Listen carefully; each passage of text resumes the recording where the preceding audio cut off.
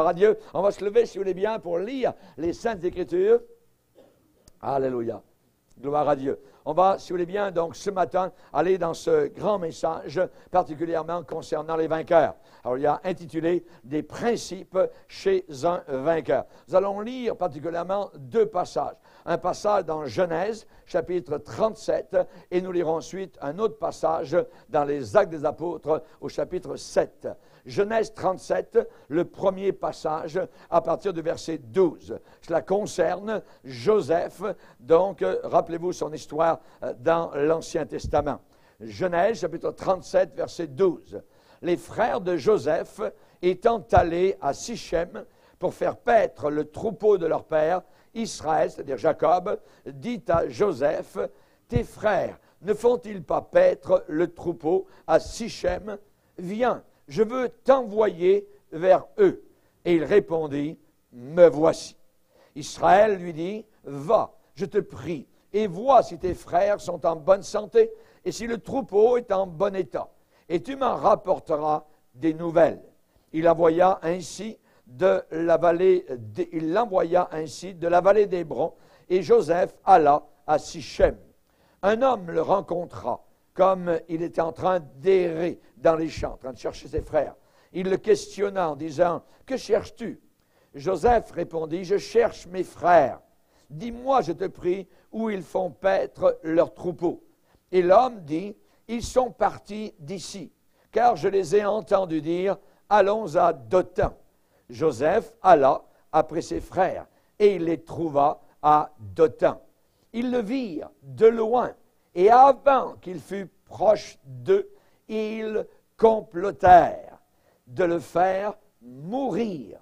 Ils se dirent l'un à l'autre, « Voici le faiseur de songes qui arrive. Venez maintenant, tuons-le et jetons-le dans une des citernes. Nous dirons qu'une bête féroce l'a dévoré, et nous verrons ce que deviendront ces songes. Amen. » On va lire le 2e passage dans Actes chapitre 7, particulièrement donc à partir du verset 9. Actes chapitre 7, verset 9. Et nous avons là un résumé de la vie de Joseph. Les patriarches, jaloux de Joseph, le vendirent pour être emmené en Égypte. Mais Dieu fut avec lui et le délivra de toutes ses tribulations.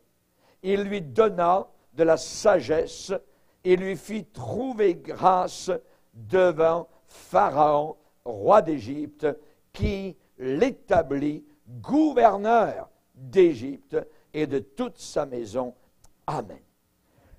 Père, nous sommes devant toi et nous voulons te bénir.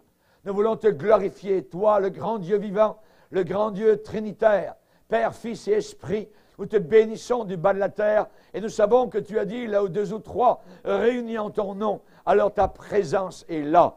Et je te demande, ô Dieu, de manifester, Seigneur, ta parole dans nos cœurs, de nous enseigner que le soc de la charrue de l'Évangile continue à ouvrir le sol meuble de nos cœurs, que nous puissions, Seigneur, emmagasiner cette parole et la recevoir avec douceur. Nous te bénissons, Père, au nom de ton Fils Jésus. Amen. Et tout le peuple dit Amen. Amen. Gloire à Dieu. Vous pouvez vous asseoir, frères et sœurs. Alléluia. J'aimerais vous parler particulièrement des principes chez un vainqueur. Vous savez, un vainqueur n'arrive pas comme cela, juste en mettant 25 sous dans la machine et pof, il en sort un vainqueur. Il y a évidemment un processus. Et j'aimerais évidemment que nous soyons tous des vainqueurs et que nous puissions quitter un jour cette terre, parce que nous la quitterons tôt ou tard. Et bien que nous puissions la quitter, non pas en vaincu, mais en vainqueur. Amen. Gloire au Seigneur. Vous savez, un vainqueur marche par des principes. Il y a des principes. Un vainqueur ne marche pas par les circonstances de la vie. C'est-à-dire agir à un moment donné d'une telle manière parce que les circonstances vont dans ce sens-là. Et à un moment donné, agir d'une autre manière totalement à l'opposé parce que les circonstances ont changé. Non. Un vainqueur marche par des principes quelles que soient les circonstances qui peuvent arriver dans sa propre vie. Mais on ne naît pas vainqueur, on le devient. On devient un vainqueur. Particulièrement aux 7 églises de l'Apocalypse, eh bien, il est écrit une promesse à celui qui vaincra. C'est un leitmotiv qui revient régulièrement à celui qui vaincra. Je donnerai ceci. À celui qui vaincra mangera de l'arbre de la vie qui est dans le paradis de Dieu. À celui qui vaincra, il n'aura pas à souffrir la seconde mort, l'enfer éternel. À celui qui vaincra. Chers amis, personne n'est automatiquement un vainqueur de par sa naissance. Chacun, cependant, a le potentiel de devenir un vainqueur. Nous pouvons tous être des vainqueurs, devenir des vainqueurs, des victorieuses. Quelles que soient les circonstances de votre naissance, que vous soyez né ici au Canada, à l'extérieur, au fond de l'Afrique, ça n'a aucune importance. Quelle que soit votre enfance, quelle que soit votre adolescence, quelles que soient vos jeunes années d'adulte, vous pouvez faire un choix que Dieu va honorer. Vous pouvez le faire. Qu'est-ce qui vous vient à l'idée lorsque vous entendez le mot vainqueur? La première chose qui vous vient à l'idée. Est-ce que votre définition d'un vainqueur, c'est quelqu'un qui est arrivé au sommet de sa profession? Est-ce que c'est quelqu'un qui gagne de fortes sommes d'argent? Est-ce que c'est quelqu'un qui a gagné un prix, qui a gagné une élection? C'est quoi un vainqueur? Eh bien, la Bible définit un vainqueur. C'est quelqu'un qui possède plusieurs traits, je dirais, spécifiques de caractère. Et la plupart de ces traits de caractère sont en contraste complet par rapport à ce que le monde enseigne, croit, glorifie et loue.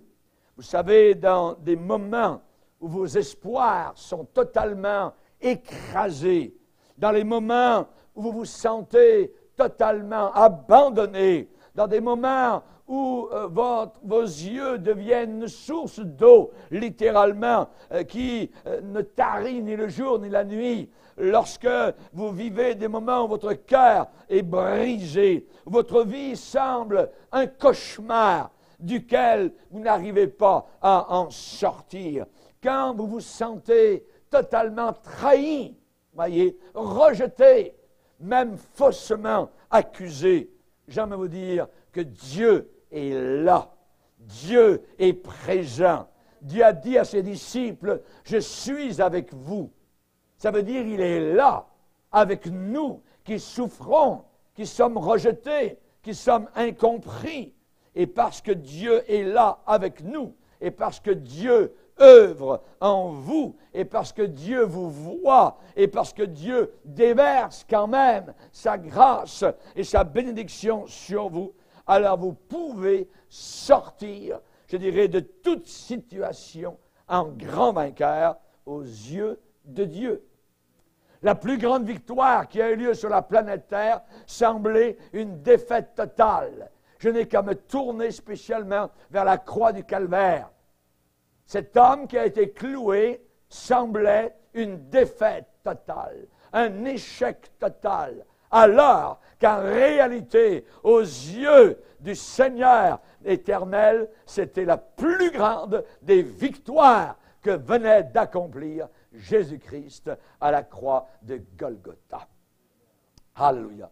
Dieu a dit au peuple d'Israël qui était en esclavage en Égypte, « J'ai vu, j'ai entendu, je connais. » Dieu connaît ta situation. Dieu entend tes pleurs. Dieu connaît toutes choses.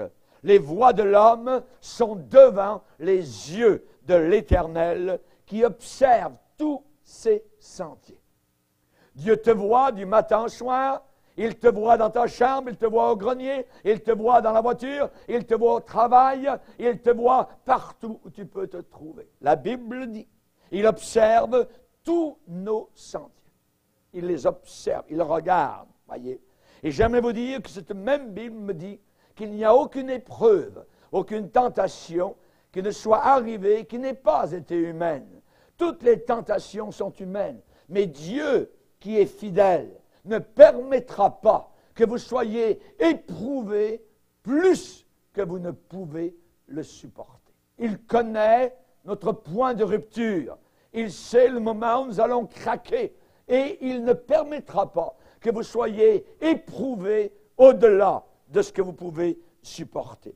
Nous allons voir aujourd'hui l'histoire de Joseph de l'Ancien Testament. C'est un des grands vainqueurs de la Bible. C'était le 11e fils de Jacob, un grand faucon de Dieu, un grand épervier du Seigneur, un grand aigle de Dieu. Et selon les standards de la société d'aujourd'hui, selon les standards, je dirais, de ce que nous pensons, nous, comme succès, comme réussite, eh bien, Joseph n'aurait pas dû porter le nom de vainqueur, selon nos standards. La plupart des gens auraient pensé, Joseph n'est pas assez agressif, Joseph n'est pas assez ambitieux, Joseph n'est pas assez énergique, mais selon la perspective du ciel, il a été un vainqueur dans toute la force du mot. Un vrai vainqueur. Était-il vainqueur, Joseph, parce qu'il avait beaucoup de choses de son bord, de son côté, en sa faveur? Loin de là, loin de là. Est-ce que Joseph avait le vent dans les voiles? Non, pas du tout. Est-ce que pour Joseph, la vie était belle? Voyez, non, c'est l'opposé qui était vrai. Et il n'est pas devenu un vainqueur à cause des circonstances extérieures de sa vie.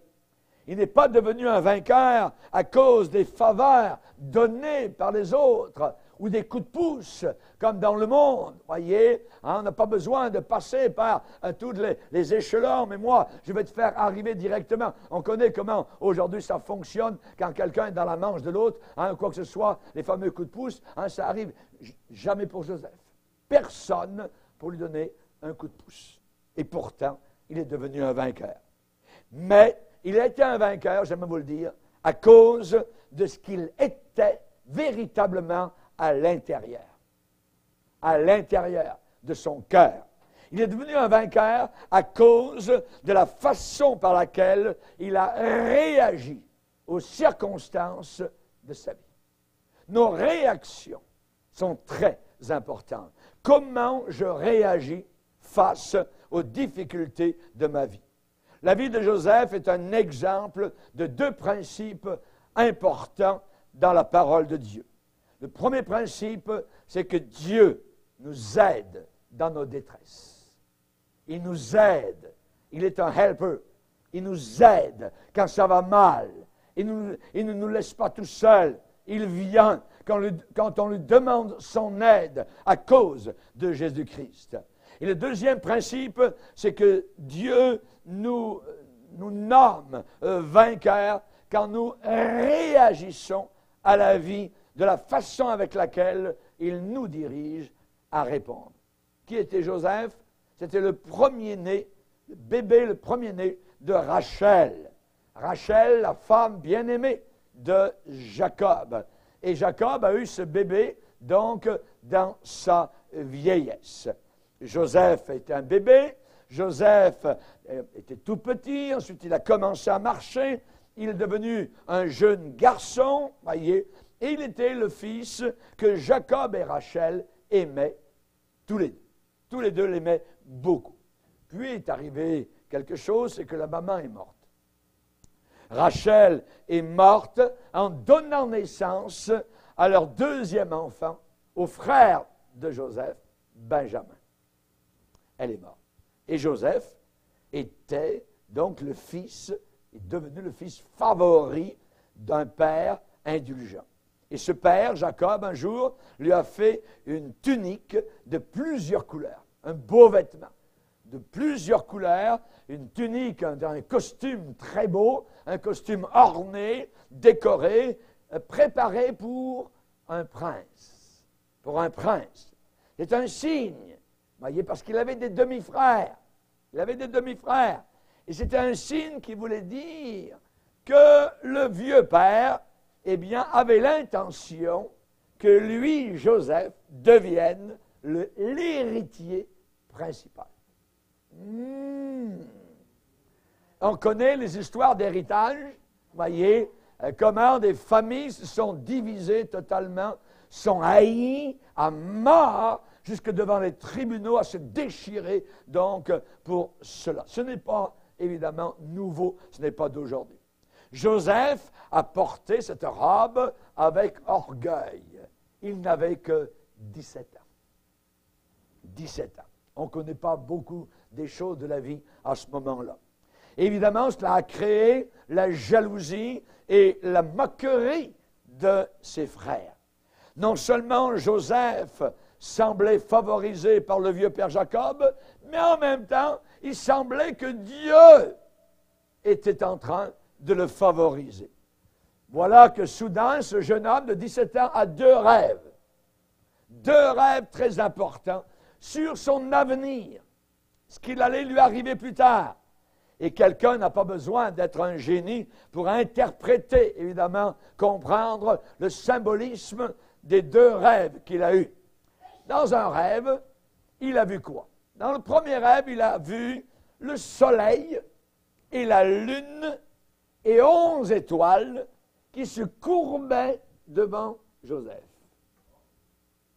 On comprend, le soleil, c'est le papa, voyez, ensuite la lune, c'est la maman, et ensuite les 11 étoiles, ce sont les 11 frères. Et il voit tout ce beau monde en train de se courber devant lui. Et il le rapporte. Hey, écoutez, j'ai eu un rêve. Voyez? Ouais, ça passe mal ici. Voyez?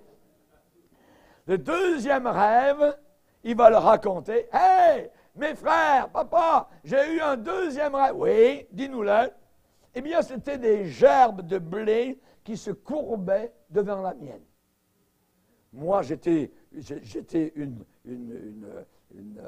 gerbe, et autour de moi, toutes les gerbes se courbaient devant la mienne. Jusqu'à ce point-là, évidemment, Joseph semblait être le seul fils de Jacob destiné à avoir une vie facile. Merveilleux! Dieu lui montre son futur. Tu vas voir du monde qui vont se plier devant toi. C'est ça que ça voulait dire. Donc, il va avoir une vie très facile. Les deux pieds sur le bureau et il va donner les commandements. Destiné à avoir une élévation très facile vers le sommet. Mais cependant, c'est à ce point-là que commença, que débuta la formation amère, la construction, je dirais, vraie du caractère de Joseph. Et en regardant dans la Bible, scène après scène, dans la vie de Joseph, nous découvrons qu'il n'est pas devenu un vainqueur à cause de ses rêves donnés par le Seigneur, non pas plus à cause du favoritisme de son vieux père, non pas à cause de la tunique princière, non pas à cause de circonstances très favorables allant, je dirais, dans sa direction. Non, il est devenu vainqueur à cause de la façon, de la manière avec laquelle Joseph a agi dans chaque étape de sa vie qui se déroulait sous ses regards devant lui. Le premier principe pour un vainqueur, c'est l'obéissance à l'autorité. Personne ne peut devenir un vainqueur s'il n'y a pas d'obéissance à l'autorité. À l'autorité. Parents qui m'entendez, si vous désirez que votre enfant grandisse pour devenir un vainqueur, enseignez à votre enfant absolument à être obéissant dans ses jeunes années. Dans ses jeunes années. Pas seulement à votre autorité comme parent, mais en plus qu'il soit obéissant aux autres qui sont en autorité. Que ce soit la police, que ce soit le gouvernement, que ce soit les professeurs, que ce soit les autorités municipales ou ailleurs, tout ce qui est en autorité, nous devons leur apprendre à se soumettre. Parce qu'ils ne seront pas des vainqueurs et des victorieuses s'ils n'ont pas appris cette leçon. Et c'est la première leçon que Joseph a appris pour être un vainqueur. L'obéissance. Les rebelles qui sont motivés par l'orgueil, par une ambition aveugle, par l'amour de l'argent centré uniquement sur eux, sont jamais des vainqueurs aux yeux de Dieu. Jamais. Jacob a envoyé tous ses fils plus âgés un jour à Sichem. Tous les a envoyés. Et il a gardé à la maison Joseph. Voyez. Et Jacob, le vieux père, a pensé peut-être que ça irait mieux. Évidemment, parce que la famille commençait à avoir du trouble à cause de tout ce que Joseph disait et la haine qu'il y avait, et les cris, et les moqueries, et les vociférations qui avaient lieu à la maison. Alors, ça commençait à aller très mal dans le foyer. Alors, Jacob a pensé à envoyer les frères de Joseph garder les troupeaux là-bas, à 100 km environ, donc à Sichem. Et Jacob a vu peut-être cela comme un temps, peut-être pour refroidir, je dirais, les ardeurs, refroidir la jalousie, l'amertume, la colère, donc qui avait plongé la famille dans le trouble. Jacob voulait peut-être avoir seulement aussi Joseph à la maison proche de lui, alors que ses autres fils seraient à rechercher là-bas des verts pâturages pour les troupeaux. Quelle que soit la raison, Jacob, après un certain temps, a été soucieux de ce qui pouvait arriver. Évidemment, donc, à ses autres fils et les troupeaux qu'ils étaient en train, donc, de soigner. Et c'est seulement après une certaine période de temps que Jacob a envoyé Joseph pour les trouver, pour leur apporter des provisions et pour revenir ensuite lui donner donc des nouvelles si tout allait bien. La Bible dit, Jacob envoya Joseph. Jacob envoya Joseph. Et la Bible dit, Joseph alla. L'obéissance. L'obéissance, c'est aussi simple que cela. Voyez, Joseph n'était pas obligé d'y aller. Il aurait pu dire, papa, non, allez voir mes frères là-bas qui sont toujours en train de me bavasser, puis ils se moquent de moi, ils me jalousent. Non, on va les laisser revenir, et tout ça. Il y est allé. Le Père dans le ciel, avant la fondation du monde, s'est tourné vers son Fils, Jésus-Christ, et lui a dit, veux-tu aller sur la planète que tu vas créer, la terre, pour aller sauver les pécheurs? Et le Fils a dit, Père, j'irai. L'obéissance. L'obéissance. La vie chrétienne commence par l'obéissance. Ce matin, nous avons baptisé 4 personnes dans l'eau. Ce qui veut dire que ces 4 personnes ont désiré obéir. Obéir, se soumettre à ce que Dieu demande et déclare. Et Joseph a obéi sans hésiter, sans murmurer, sans argumenter, sans demander à son père un garde du cœur, sans demander à son père un gardien, un compagnon de voyage. Non, il y est allé. Il y est allé. Me voici, Père. Tu m'as formé un cœur pour faire ta volonté. Pour faire ta volonté. Alléluia. Donc Joseph a obéi sans parler du fait que ses frères pouvaient là-bas lui faire du mal. Imaginez, le vieux père ne serait pas là pour voir ce qui se passait. Donc, il pouvait agir comme ils allaient le vouloir. Voyez. Et Joseph, donc, n'a pas montré de crainte pour les dangers de la route, qui pourtant étaient très réels. Il y avait des voleurs à cette époque-là, des brigands, des bêtes sauvages qui auraient pu donc sauter sur un jeune homme. Il est allé simplement selon l'ordre de son père, la direction de son père. Quand il est arrivé à Sichem, il a appris là-bas que ses frères étaient allés à un autre endroit, à Dothan. 20 kilomètres plus loin. Et là, Joseph n'y a pas vu une excuse en disant, ah ben, ils ne sont pas là, je vais retourner vers mon père, puis je dirai, je ne les ai pas trouvés. Non. Il savait qu'il était allé plus loin, et il est allé. Il a fait les 20 kilomètres de plus. Ce qui veut dire qu'il avait fait environ 100 kilomètres à pied, et maintenant il troupe à ses frères. Mais on lui dit, quelqu'un dans les parages lui dit que ses frères sont là-bas à Dothan. Et il continue, il veut y aller. Il va continuer à les rechercher. Il fait ce que son père lui avait demandé de faire.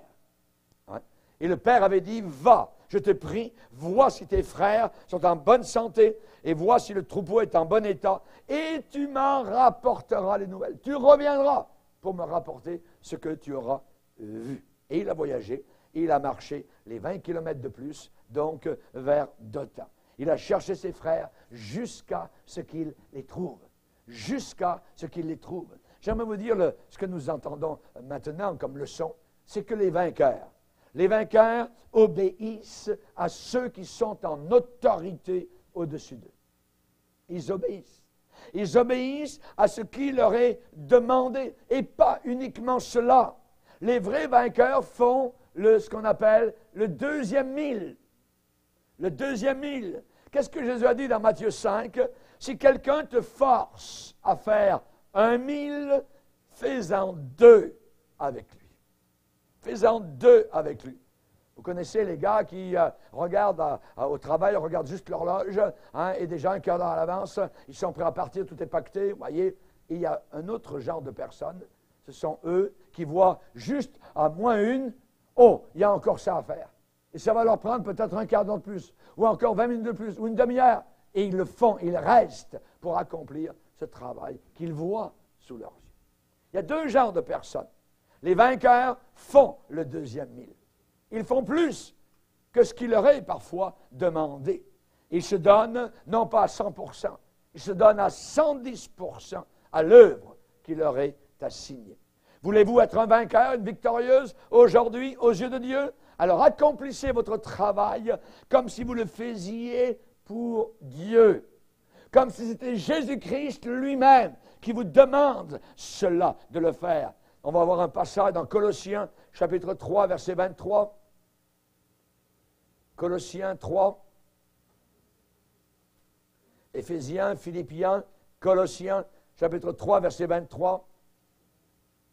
Tout ce que vous faites, ça dit bien tout ce que vous faites, faites-le de bon cœur, comme pour le Seigneur, et non pour des hommes.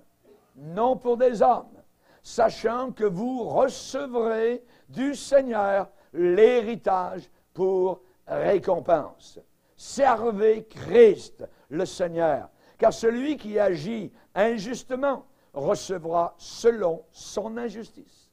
Et il n'y a point de favoritisme de personne. Il n'y a pas d'acception de personne, donc, devant le Seigneur. Donc, je dirais, si c'était notre Seigneur qui vous demande de faire quelque chose, est-ce que vous le feriez? Yes, certainement. Alors, si c'est le patron, voyez, qui est peut-être un peu aigre, faites-le quand même. Faites-le comme si c'était pour le Seigneur. Amen. Gloire au Seigneur. Serviteurs, obéissez à vos maîtres. Éphésiens 6. 1 Pierre chapitre 2. Serviteurs, soyez soumis. Ainsi de suite. Ça veut dire aller au-delà de ce que l'on vous demande. Passer à un niveau d'excellence véritable. Rappelons-nous Rebecca. Rebecca, la belle et jeune Rebecca, qui n'était pas encore mariée, elle a vu un étranger arriver un soir. Et là, l'étranger lui a dit, est-ce que tu pourrais me donner à boire un peu d'eau? Et elle, au puits, elle a versé sa cruche donc sur le récipient de l'étranger et il a bu. Et elle a dit, je ferai aussi, A-U-S-S-I, je ferai aussi boire tes chameaux. Et faire boire des chameaux, mes amis, un chameau qui vient de sortir du désert, ça boit, ça boit, ça boit. Ce qui veut dire que le puits, il faut tirer, les muscles font mal et il y en a de l'eau à aller chercher. Et cette jeune fille a dit, je ferai aussi ce qui ne m'a pas été demandé. Ce que tu ne m'as pas demandé, je vais le faire aussi. Voyez, ça c'est le type de personnes qui sont des vainqueurs, qui sont des victorieuses. On ne leur a même pas demandé, mais le besoin est visible. Et alors on commence donc à le faire, comme pour le Seigneur. Alléluia, gloire au Seigneur. On sait particulièrement qu'il faut être rapide à donner un effort de plus. Un effort de plus. La Bible dit que les hommes de Gédéon étaient très fatigués. Ils avaient combattu un jour, mais ils poursuivaient toujours. Ils continuaient à poursuivre le combat. Demandez aujourd'hui au Seigneur de vous aider à soumettre votre volonté à la sienne. Demandez aujourd'hui au Seigneur d'obéir à ceux qu'il a permis d'être placés en autorité au-dessus de vous. Demandez-lui cela. Voyez.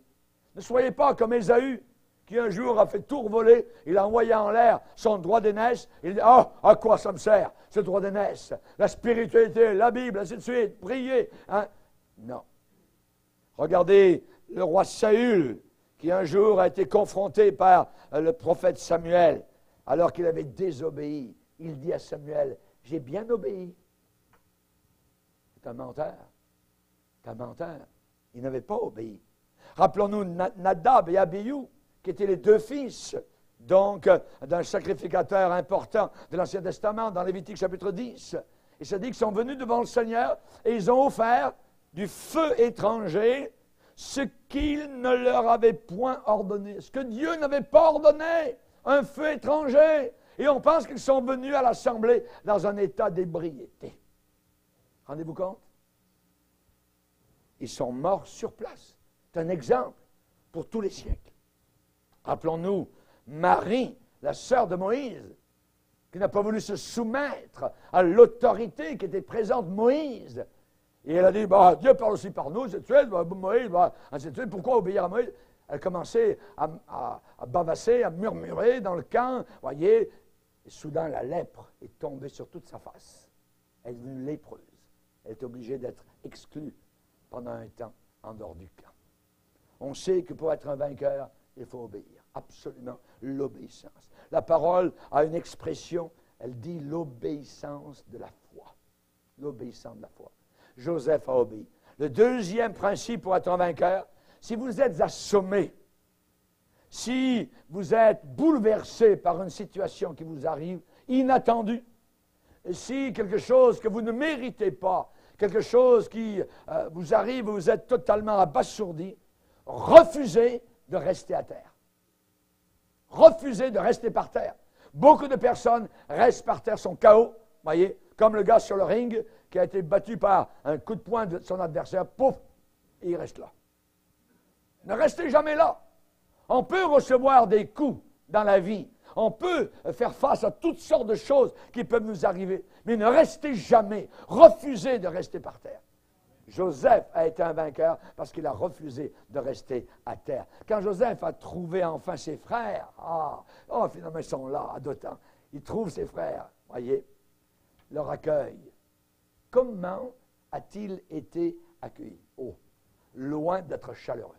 Ça a été froid glacial. Il faisait froid. Je pense que Joseph aurait eu besoin d'une bonne Canadienne, voyez, d'un bon manteau, voyez, parce que il va voir ses frères et il est reçu glacialement. Voyez, il se trouve très vite dépouillé de sa tunique. C'est la violence, la haine, voyez. Et là, on le jette au fond d'un puits qui est creusé là, en forme de bouteille, c'est-à-dire que vous ne pouvez pas remonter s'il n'y a personne qui vous aide. La Bible dit que ses frères le virent de loin. Ils le virent de loin. La haine voit de loin. La jalousie voit de loin, très loin. Ils l'ont vu venir et ils ont dit, hey, voilà le faiseur de rêves, le dreamer, le voilà, lui avec ses rêves. On va bien voir ce qui va arriver à ses rêves. Ils ont comploté de le tuer. Ils l'ont jeté au fond d'un puits duquel il était impossible de s'échapper sans l'aide de quelqu'un, donc, à l'ouverture. J'aimerais faire un point ici et vous dire qu'il y a une fausseté, une erreur grave qui circule parmi les chrétiens, que si quelqu'un, parmi les chrétiens, a un problème ou fait face à une difficulté grave dans sa vie, c'est que la raison, c'est que cette personne n'est pas assez spirituelle. C'est que cette personne manque de foi. Cela est en complète contradiction avec la parole de Dieu. Job, vous avez entendu parler de cet homme qui a souffert de façon terrible. La Bible dit qu'il était un homme intègre, qu'il craignait Dieu. Et pourtant, l'épreuve, quelle épreuve? Paul, y avait-il un homme de foi aussi grande que lui? Eh bien pourtant, que de tempêtes, que d'emprisonnements, que de calomnies sur lui, ainsi de suite, voyez. Aujourd'hui, il y a des gens qui pensent que quelqu'un, dans une assemblée chrétienne, a de graves problèmes, difficultés. Ah ben, c'est parce que il doit y avoir du péché quelque part dans sa vie, ainsi de suite. Voyez. Et on cherche quelque chose. Jamais de la vie. C'est une erreur totale, complète. Plusieurs de ceux et celles qui aujourd'hui sont remplis de foi, remplis du Saint-Esprit, sont vraiment, véritablement spirituels, ces gens-là ont passé par des moments extrêmement difficiles, des moments extrêmement durs. Leurs rêves ont été brisés, leurs rêves ont été écrasés, leurs espoirs sont tombés en miettes, le train de leur vie a totalement déraillé, sont retrouvés à un endroit où ils n'auraient jamais pensé de leur vie. Et pourtant, ils aiment le Seigneur. Alors, Joseph, lui, était sur un chemin sans issue à cause de l'amertume, la haine de ses frères. Joseph n'y voyait plus rien du tout. La Bible dit que ses frères ne pouvaient pas lui parler avec amitié. Jamais ses frères, depuis qu'il avait dit ces rêves-là, ne pouvaient lui parler avec amitié. Depuis qu'il l'avait vu avec la belle robe d'onction sur sa vie, ils ne pouvaient pas lui parler avec amitié. Impossible. Ils ne l'ont pas tué comme ils voulaient le faire au départ, mais du point de vue de Joseph, à ce moment-là, ils auraient pu aussi bien le faire. Sa vie a totalement déraillé à partir de là. Dothan, je dirais, est un point, je dirais, sur sa vie. Ils ont ôté sa tunique. Ah, il a hissé cette tunique-là. Ils ont ôté, ils ont enlevé sa tunique, ils ont enlevé tout ce qui signifiait vie pour lui. Ils l'ont dépouillé. Ils l'ont dépouillé, je dirais, de sa famille. Ils l'ont dépouillé de sa réputation. Ils l'ont dépouillé de sa stature. Ils l'ont dépouillé de sa culture, son environnement. Ils l'ont dépouillé de sa liberté. Soudain, il est devenu un esclave. Un esclave. Vendu à une bande de voyageurs, une caravane qui passait par là. Emmené là-bas au sud, en Égypte. Vendu à Potiphar comme esclave, qui était capitaine de la garde de Pharaon, imaginez, dans le palais royal. Que font la plupart des gens quand ils découvrent que tout leur monde est sans dessus-dessous? Tout est bouleversé. Tout va à l'envers, plus rien qui marche. La première chose qu'ils font, ils posent une question. Pourquoi? Pourquoi ça m'arrive? Voyez? Pourquoi ça m'arrive? Il n'y a pas de mal à poser cette question-là. Job a posé cette question. Relisez le livre de Job. Mais qu'est-ce qui m'arrive? Voyez? La Bible déclare, il y a un verset dans la parole de Dieu, dans Ésaïe 50, qui dit « Quiconque marche dans l'obscurité, quiconque manque de lumière, qu'il se confie dans le nom de l'Éternel et qu'il s'appuie sur son Dieu. » Ésaïe 50, verset 10. Beaucoup de personnes disent, mais pourquoi? Voyez, même Jésus, sur la croix du Calvaire, a dit, pourquoi m'as-tu abandonné? Pourquoi? Il n'y a pas de mal à poser cette question-là. La question pourquoi n'indique pas un manque de foi, pas du tout. Voyez. Ça n'indique pas un manque de spiritualité. Il est naturel de la poser. Parfois, les réponses peuvent être instructives, si le Seigneur nous répond. Souvent, il n'y a pas de réponse claire. Souvent, il n'y a pas de réponse facile. Simplement, nous devons faire confiance à Dieu. Il connaît quelque chose sur notre situation. Il sait exactement tout ce qui nous arrive. Voyez, quelque chose que peut-être nous ne connaissons même pas. Mais Dieu est à l'heure dans son plan. N'oubliez jamais que Dieu est au contrôle de nos vies personnelles. Il était au contrôle de la vie de Joseph. Il savait ce qui lui arrivait. Il savait ce qu'il lui avait dit. Et le chemin, semblait-il, contraire à ce que Dieu l'avait montré, un chemin qui montait. C'était le contraire. C'était le chemin qui descendait de plus en plus. Fortifiez-vous. Ayez du courage. Ne craignez pas, a dit le Seigneur. Nous chantons dans l'Église, Ésaïe 41, verset 10, « Ne crains pas. Ne crains pas, car je suis avec toi. Ne promène pas des regards inquiets. Ne promène pas des regards inquiets. Dites avec David au psaume 27, « L'Éternel est ma lumière et mon salut. De qui aurais-je crainte? » Psaume 118, « L'Éternel est pour moi. Je ne crains rien. Que peuvent me faire les hommes? » Proverbe chapitre 3, « Ne redoute ni une terreur soudaine, ni une attaque. L'Éternel te protégera. » Même dans l'épreuve, au beau milieu d'une fournaise ardente, il va être là. Dans Proverbe 29, il est dit, la crainte des hommes tend un piège, mais celui qui se confie en l'Éternel est protégé. On peut être protégé dans une fosse à lions. On peut être protégé dans une fournaise chauffée 7 fois plus que de coutume. On peut être protégé dans la tempête, sur un bateau qui va à la dérive avec l'apôtre Paul. On peut être protégé des faux frères. On peut être protégé, toujours protégé. Au beau milieu du cyclone, dans l'œil du cyclone, vous serez encore protégé. Alléluia. Merci Seigneur. Alors il faut faire une chose. On peut poser la question pourquoi. Et la deuxième chose absolument à faire, s'accrocher à Dieu. S'accrocher au Seigneur. Harponnez-vous, littéralement. Plantez vos dents dans la croix. Accrochez-vous à Jésus-Christ, votre Sauveur. Mais ne faites jamais la chose que beaucoup font. Blâmez Dieu. Là, qu'est-ce que tu fais rien de là? Non. Jamais nous ne voyons Joseph en train de faire une chose semblable. Ne blâmez jamais le Seigneur. N'abandonnez pas votre foi en Dieu. N'abandonnez pas le rassemblement avec vos frères et sœurs. Voyez, Job a dit, je suis sorti nu du sein de ma mère. Et je retournerai nu dans le sein de la terre. Dieu a donné, que Dieu soit béni. Dieu a permis que ces choses soient enlevées, que Dieu soit béni. Et dans tout cela, il n'a jamais attribué à Dieu quelque chose d'injuste. Quand vous ne comprenez pas, placez-vous à l'ombre du Tout-Puissant. Mais ne blâmez pas le Tout-Puissant. Voyez? Absolument aucun avantage à se détourner de Dieu. Il n'y a aucun avantage à être en colère contre Dieu. Mais c'est avantageux de vous tourner vers le Seigneur et de tout votre cœur de lui dire au milieu de vos pleurs, Seigneur, aide-moi, s'il te plaît. Après avoir crié à Dieu, il faut faire face à la situation dans laquelle nous nous trouvons. Il faut faire confiance à Dieu. Il va nous diriger. Même si on ne voit aucune lumière autour de nous, même si un tunnel qui semble sans fin, il n'y a aucune lumière au bout qui semble venir. Faites confiance au Seigneur pendant ces moments-là.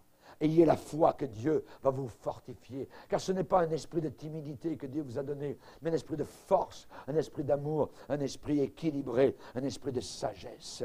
Saisissez la situation au mieux de votre capacité. N'oubliez jamais une chose, si vous avez été maudit par quelqu'un, rejeté par quelqu'un, une malédiction sans cause, une malédiction sans cause. Vous savez à quoi ça ressemble? La Bible donne une image précieuse. C'est exactement comme un oiseau qui s'échappe. C'est exactement comme l'hirondelle qui s'envole. Une malédiction sans cause, sans raison. Voyez? Avez-vous déjà été maudit sans raison? Soyez le petit oiseau, soyez une belle hirondelle, continuez à voler. Amen. Alors, la malédiction n'aura aucun pouvoir sur vous. Merci Seigneur. Ne craignez pas. Joseph est devenu esclave. Imaginez, dans la maison de Potiphar en Égypte, il a commencé à faire tous les travaux qu'on lui demandait de faire. Et il les a faits avec diligence, avec application, avec sagesse, avec intelligence, avec assiduité, avec excellence. Évidemment, ça n'a pas été très long avant que Potiphar remarque, « Oh, j'ai un esclave dans ma maison, tout fonctionne. Avec lui, ça fonctionne, ça marche. » Son maître vit que l'Éternel était avec lui et que l'Éternel faisait prospérer entre ses mains tout ce qu'il entreprenait, tout ce qu'il faisait. Il réussissait. Et il est devenu, Joseph est devenu l'intendant personnel de Potiphar. Et très vite, il est dit que Potiphar l'a établi sur sa maison, lui a confié tout ce qu'il possédait, l'a mis en charge de toutes les fonctions de sa maison pour que Joseph prenne soin de tout ce qui appartenait donc à son patron. Avancez dans la vie. Ne restez pas bloqué par des choses dans la vie.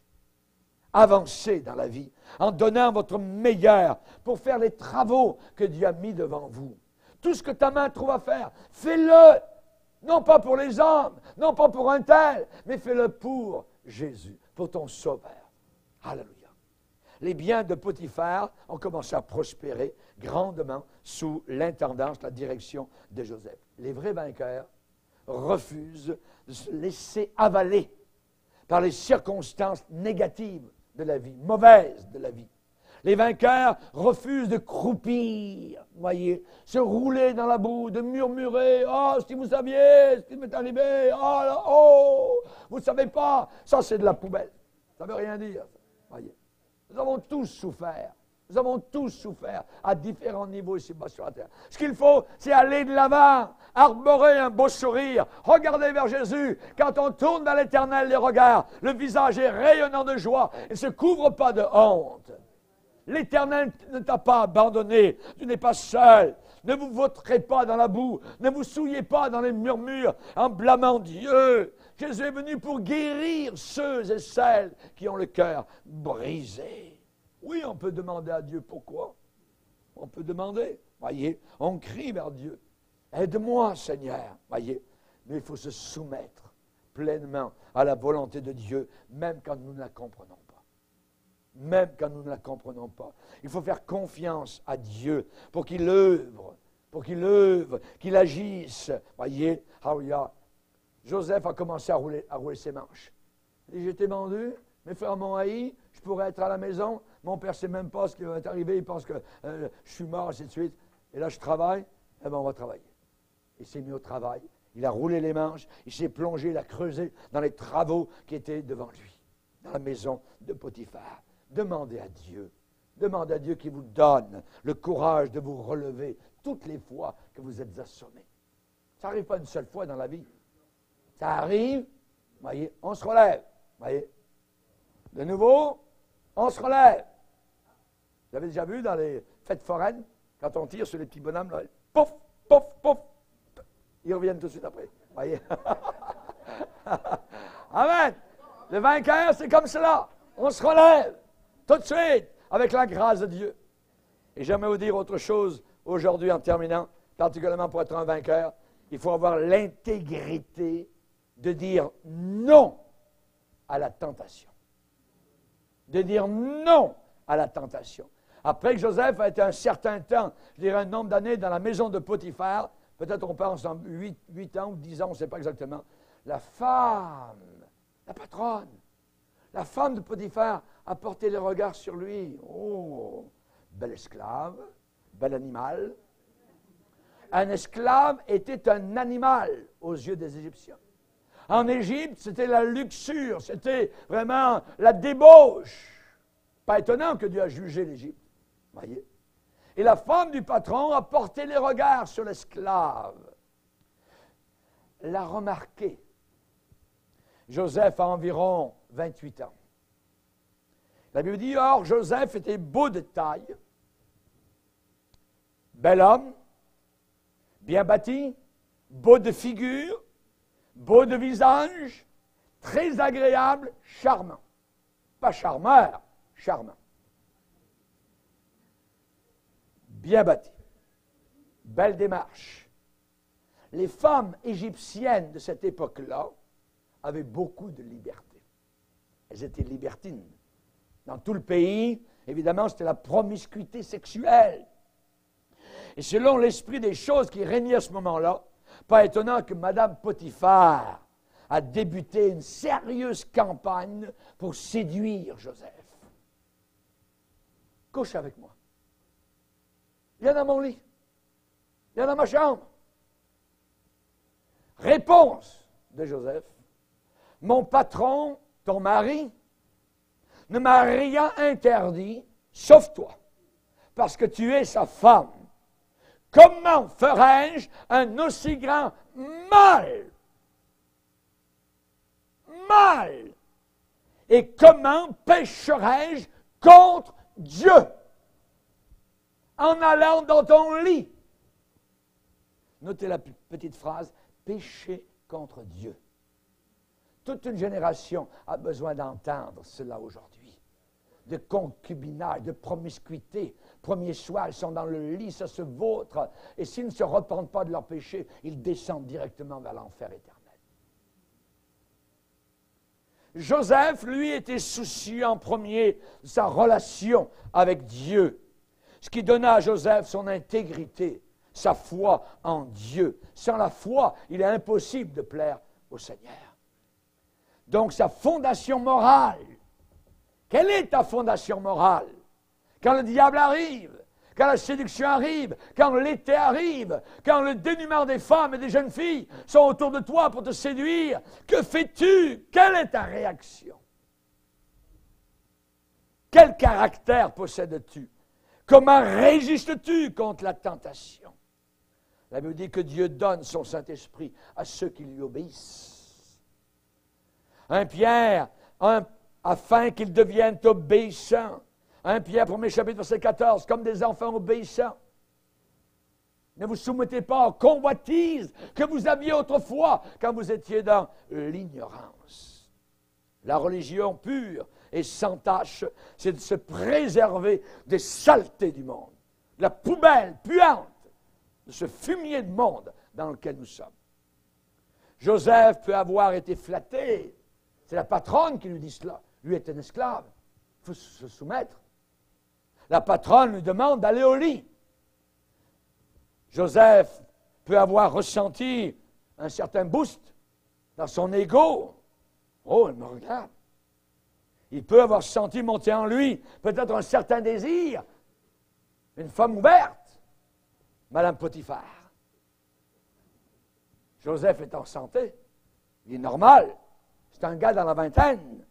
Mais sa relation avec Dieu lui donna le courage de dire non aux appâts de madame, au charme de madame, aux séductions, aux attraits de madame Potiphar. Joseph savait que tout péché est premièrement un péché contre Dieu. Un péché contre Dieu. N'oublie pas que le sang qui coule dans tes veines, c'est Dieu qui pompe ton cœur. Pouf, pouf, pouf, pouf. C'est pas juste comme ça. C'est Dieu qui t'a donné la vie. Et tu devras rendre compte à ce Créateur de ce que tu as fait avec ton cœur ici-bas sur cette terre. Joseph connaissait la différence entre le bien et le mal. Notre génération ne la connaît plus. Et la Bible dit malheur à ceux qui appellent le bien mal et malheur à ceux qui appellent le mal bien. Et Joseph a choisi le bien. Il est dit que Mme Potiphar n'a pas abandonné. Le diable ne vous abandonne pas comme ça. Ça dit qu'elle parlait tous les jours à Joseph. Joseph, tu es beau, tous les jours. Hey! Et il refusa de coucher auprès d'elle, d'être avec elle. Elle parlait tous les jours à Joseph, et tous les jours Joseph disait « Non, madame ». Il était résolu, déterminé. Elle était en train de l'éprouver, de tester vraiment ce caractère, cette intégrité. Était-ce du sable? Était-ce du roc? Était-ce du granit? On allait le voir. Demain, je vais recommencer. Je vais l'inviter dans ma chambre. Certainement qu'il va lâcher. Il n'a pas lâché. Il a refusé de se laisser larver, de se laisser prendre dans le filet, de se laisser user par ses demandes insistantes, alléchantes. Madame était enjôleuse, voyez, séduisante. Joseph a refusé de compromettre son intégrité. Vous savez ce que la Bible dit? Il y a quelque chose de plus amer que la mort. C'est la femme dont le cœur est un piège. Chérie, je t'aime. Personne ne m'a aimé comme toi. Tu es le seul. Il y en a peut-être 25 derrière.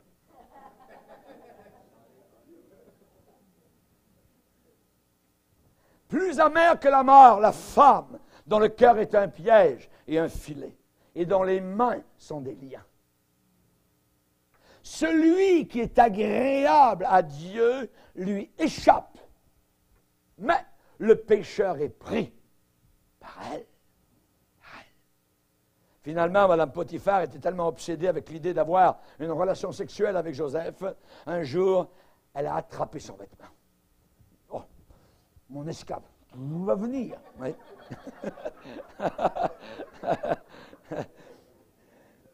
Elle a cherché à le retenir pour l'empêcher de quitter sa présence.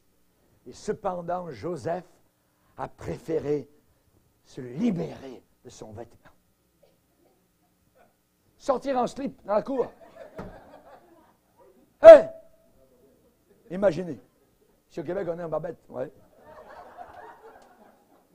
Joseph a couru pour sortir de la maison. Il a laissé son vêtement dans les mains de la femme.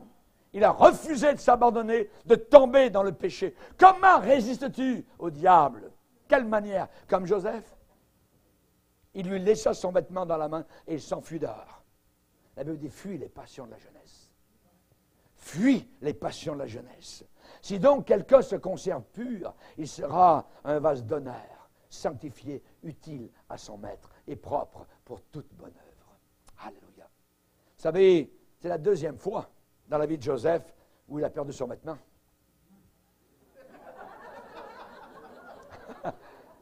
C'est la deuxième fois où il a perdu son vêtement. Voyez, il vaut mieux perdre votre manteau que de perdre votre caractère. Il vaut mieux perdre votre vêtement que de perdre votre pureté. Il vaut mieux perdre votre tunique que de perdre votre intégrité. Ne vous conformez pas au monde actuel, nous dit Paul aux Romains. Ceux qui se trouvent dans le cercle des vainqueurs de Dieu, ils disent simplement non à la tentation du péché. Amen. Chers amis, la Bible dit, vous n'avez pas encore résisté jusqu'au sang contre le péché. On peut résister jusqu'au sang. Vous l'avez vu à la conférence. Vous l'avez vu à la conférence. Sur les images de ces chrétiennes d'Indonésie, à la tête coupée, décapités, littéralement. Leur crime, aimer Jésus. Baissons nos têtes et prions le Seigneur. Seigneur, nous te prions de nous donner le courage intérieur. Nous te prions que nous puissions avoir cette force d'âme, que nous puissions agir de façon courageuse en face du mal. Nous voulons te demander aujourd'hui, Seigneur, de nous donner la force de dire non à tout ce qui est contraire à tes commandements. Seigneur, toi-même, tu as supporté la honte, l'injustice, en vue de la joie qui t'était réservée dans le ciel. Nous savons que nous, sur la terre, nous sommes sur un champ de bataille, mais là-haut, dans la gloire, c'est un esprit de joie éternelle qui couronnera notre tête. Veuille bénir ces amis qui nous écoutent, Seigneur, qu'ils soient en Afrique, qu'ils soient en Europe, en Amérique, dans les îles, Seigneur, en Asie. Nous te demandons, Seigneur, d'aider tous ces frères et sœurs qui désirent combattre jusqu'à la fin pour avoir un jour là-haut dans la gloire, sur leur tête, la couronne des victorieux. Nous voulons être vainqueurs, Seigneur. Aide-nous particulièrement, Seigneur, à suivre l'exemple de ton serviteur Joseph, qui a appris tout d'abord à obéir à l'autorité, qui a refusé de rester à terre quand il était assommé et qui voulait être intègre devant l'impureté, devant la tentation. Nous te demandons, Seigneur, de nous aider à suivre son exemple. Pardonne nos fautes, pardonne nos péchés, pardonne nos manquements. Aide-nous à te suivre jusqu'à la fin. Que ton sang nous recouvre, que ton sang nous purifie de tout péché. Au nom du Sauveur,